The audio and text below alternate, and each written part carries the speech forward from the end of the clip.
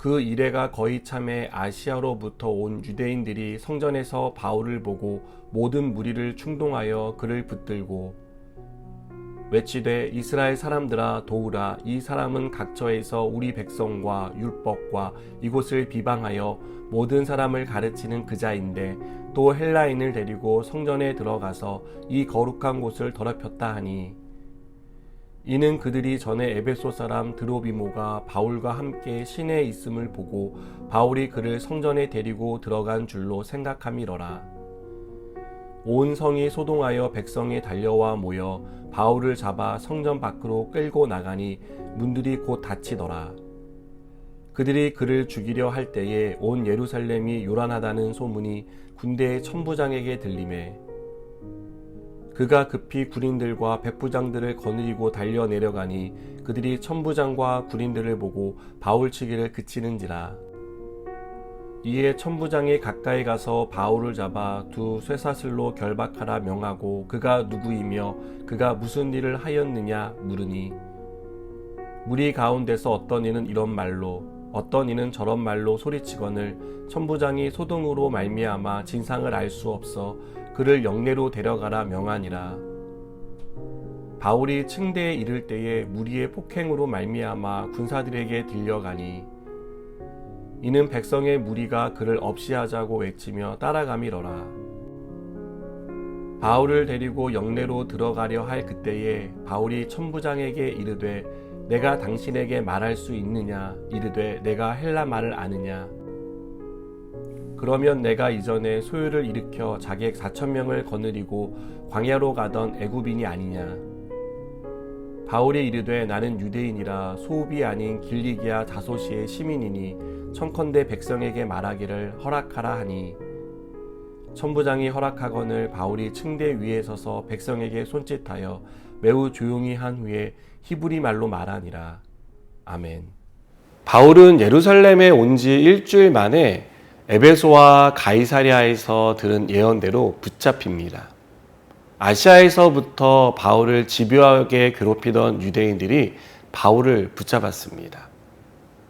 유대인들이 바울을 붙잡은 것은 자신들에게 적대적인 행위를 한다고 판단했기 때문입니다.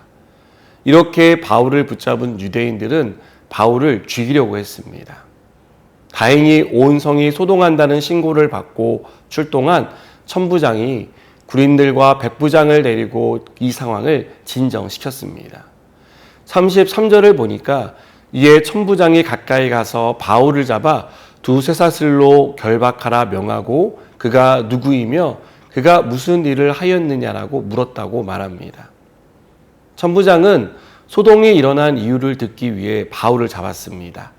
그리고 그곳에 모여있는 사람들에게 자초지종을 물었습니다. 그러나 그들 중 누구도 소동이 일어난 정확한 이유를 설명하지 못했습니다. 29절을 보니까 이는 그들이 전에 에베소 사람 드로비모가 바울과 함께 시내에 있음을 보고 바울이 그를 성전에 데리고 들어간 줄로 생각함이러라고 말하며 이 일이 오해에서 비롯되었다는 것을 보여줍니다. 바울에 대한 오해이긴 했지만 이런 오해가 일어난 것도 결국 바울에 대한 미움, 바울을 죽이고 싶어하는 유대인들의 그릇된 생각에서 비롯되었다는 것을 우리는 알고 있습니다. 이 일로 인해 바울은 군중들에게 폭행을 당했습니다. 천부장이 출동하지 않았다면 바울은 맞아 죽었을지 모릅니다. 누군가의 신고로 천부장이 출동해 상황을 정리한 것은 바울을 지키시는 하나님의 은혜였다는 것을 우리는 기억해야 합니다. 그리고 하나님은 이 일을 통해 더 큰 일을 준비하고 계셨다는 것을 잊지 말아야 합니다. 여러분, 우리 인생에도 환난이 있습니다. 실패를 경험하기도 합니다. 그러나 그 일 가운데 하나님이 지켜주시는 은혜가 있고 우리를 향한 하나님의 또 다른 계획이 있다는 것을 믿으시기 바랍니다. 바울은 예언대로 붙잡혔습니다. 성난 군중에 의해 폭행을 당하고 죽을 뻔했습니다. 바울도 사람이기에 두려웠을 것이고 이 상황을 받아들이기 쉽지 않았을 것입니다. 그러나 바울은 자신이 예루살렘에 왜 왔는지 잊지 않았습니다. 바울은 하나님이 맡기신 사명을 완수하기 위해 왔습니다. 생명을 잃는 일이 있더라도 복음을 전하기 위해 이 모든 일을 감당한 것입니다. 사랑하는 여러분, 우리는 하나님께 부름받은 사람입니다. 하나님은 우리를 우연히 이 땅에 태어나게 하신 게 아닙니다. 우리 각자에게 사명을 주셨고 사명을 따라 살아가도록 우리를 이 땅 가운데 태어나게 하셨습니다.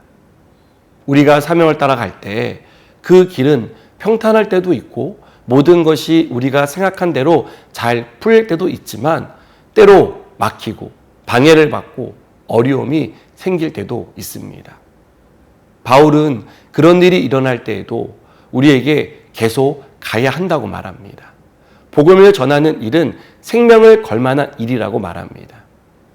우리가 가는 길이 험하고 멀어도 하나님이 함께 하시며 말할 수 없는 평강으로 우리를 위로하신다라고 말합니다.